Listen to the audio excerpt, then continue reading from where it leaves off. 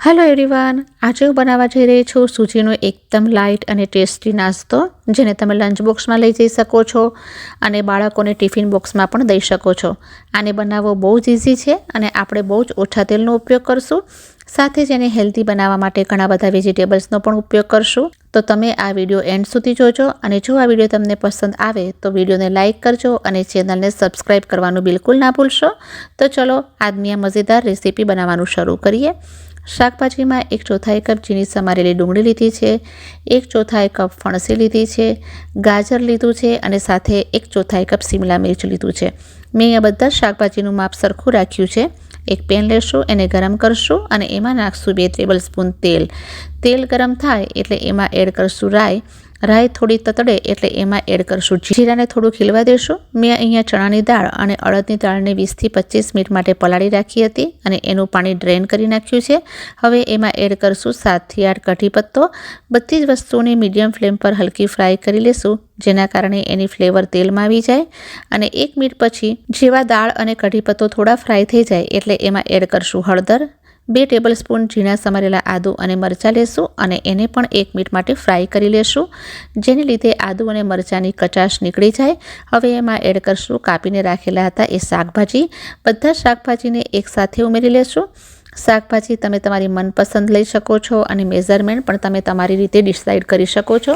શાકભાજીને કાચા પણ આપણે બેટરમાં એડ કરી શકીએ, પણ વઘાર કરવાથી એનો ટેસ્ટ એકદમ અલગ આવશે. અને ક્રન્ચી રાખવાના છે એટલે કે પૂરેપૂરા કૂક નથી કરવાના.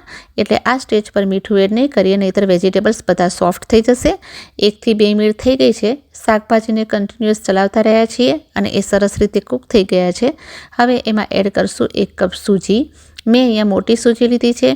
મોટી સૂજી લેવાથી અપ્પેનું ટેક્સચર એકદમ સરસ મળશે. હવે સૂજીને શાકભાજી સાથે અને તેલના મસાલા સાથે સારી રીતે મિક્સ કરી મીડિયમ ટુ લો ફ્લેમ પર 3 થી 4 મિનિટ માટે રોસ્ટ કરશું. બળી ના જાય એનું ખાસ ધ્યાન રાખવાનું છે. સતત ચલાવતા રહેશું. થોડીક અરોમા આવવાની ચાલુ થાય એટલે ગેસની ફ્લેમને બંધ કરી લેશું અને એને એક મિક્સિંગ બોલમાં ટ્રાન્સફર કરી લેશું. 3 થી 4 મિનિટ પછી એને એક બોલમાં ટ્રાન્સફર કરી લીધું છે. તરત જ એની અંદર મીઠું નાખશું અને ગરમ મસાલો એડ કરી લેશું. ગ્રેટ કરેલું ફ્રેશ નાળિયેર લીધું છે અને કોથમીર લીધી છે. 1 કપ દહીં એડ કરશું. આ મિશ્રણ ઠંડુ થઈ જાય પછી જેમાં દહીં નાખશું. એ પહેલાં દહીં નથી નાખવાનું. હું અહીંયા 1 કપ દહીં લઈ રહી છું. સારી રીતે મિક્સ કરી લેશું. પછી એમાં 1 કપ પાણી એડ કરશું. જો તમે છાશ લેતા હોય તો તમારે 2 કપ છાશ લેવી. મેં અહીંયા 1 કપ દહીં અને 1 કપ પાણીનો રેશિયો રાખ્યો છે. પાણી એડ કર્યા પછી સારી રીતે મિક્સ કરી લેશું. બધો જ રવો દહીં અને શાકભાજી સાથે સરસ રીતે મિક્સ થઈ જવો જોઈએ. આ ટાઈપની કન્સિસ્ટન્સી મળવી જોઈએ. રની કન્સિસ્ટન્સી નથી રાખવાની. આ ટાઈપનું બેટર આપણું રેડી થયેલું હોવું જોઈએ. હવે એની સાથે ખાવાની ચટણી રેડી કરી લઈએ. ગ્રાઇન્ડિંગ જારમાં 1 કપ ફ્રેશ ગ્રેટ કરેલું નાળિયેર લેશું. 1/4 કપ દાળિયા લેશું. દાળિયા ના હોય તો તમે શેકેલા સિંગદાણા પણ લઈ શકો છો. 3 સ્પાઇસી લીલા મરચાં લીધા છે અને 1 બંચ કોથમીરની લીધી છે. હવે એમાં 2 ટેબલ સ્પૂન દહીં એડ કરશું. દહીંની જગ્યાએ તમે લીંબુનો જ્યુસ પણ એડ કરી શકો છો, પણ દહીં લેવાથી એનો કલર અને ટેસ્ટ બંને સરસ આવશે. હવે એમાં સ્વાદના અનુસાર મીઠું નાખશું અને થોડુંક કાચું જીરું લેશું. જારનું ઢાંકણ બંધ કરી અને ગ્રાઇન્ડ કરી લઈએ તો આપણી ચટણી રેડી છે. બેટરે પણ 5 મિનિટનો રેસ્ટ લઈ લીધો છે. તો એમાં 1/4 ટીસ્પૂન સોડા નાખશું. બેટર જો તમને ઘટ લાગે તો તમે થોડું પાણી પણ એડ કરી શકો છો. સોડા નાખવાથી અપ્પે થોડા સોફ્ટ અને સ્પોન્જી બનશે. સોડા ના નાખો તો પણ ચાલે, પણ લાંબો સમય જો તમે અપ્પેને રાખશો તો એ હાર્ડ થઈ જશે. એટલે 1/4 ટીસ્પૂન જેટલો સોડા નાખવો, વધારે નહીં. તો હવે આગળની પ્રોસેસ કરીએ. ગેસની ઉપર અપ્પે મેકર ગરમ કરવા માટે મૂકી દીધું છે. 1 કે 2 ડ્રોપ તેલના નાખી અને બ્રશની હેલ્પથી સ્પ્રેડ કરી લેશું.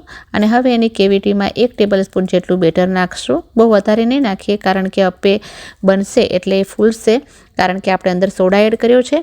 તો કવર કરી લેશું અને એને 5 થી 6 મિનિટ માટે લો ફ્લેમ પર રાખીને થવા દેશું. 6 મિનિટ પછી ચેક કરી લઈએ. અપ્પેની ઉપરની સરફેસ ડ્રાય થઈ ગઈ છે. તો એ પોઈન્ટ પર ફરીથી 1 થી 2 ડ્રોપ તેલ નાખશું. જો તમે હેલ્થ કોન્શિયસ હો તો તેલ ના નાખો તો સ્કીપ પણ કરી શકો છો. તેમ છતાં અપ્પે એકદમ સરસ બનશે. અને અપ્પેને ફ્લિપ કરી લેશું. સોડા નાખ્યા છે એટલે અપ્પે સોફ્ટ થશે અને સ્પોન્જી બનશે. તો કેરફુલી એને ફ્લિપ કરશું.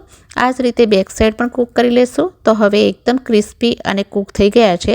3 થી 4 મિનિટમાં ચારે બાજુથી સારી રીતે કૂક થઈ ગયા છે. તો ઓછા તેલમાં એકદમ સરસ, ટેસ્ટી અને હેલ્ધી નાસ્તો તૈયાર છે. ગમે ત્યારે તમે એને એન્જોય કરી શકો છો. તો આજની આ રેસીપી કેવી લાગી કોમેન્ટ કરીને જરૂર બતાવશો. Thanks for watching.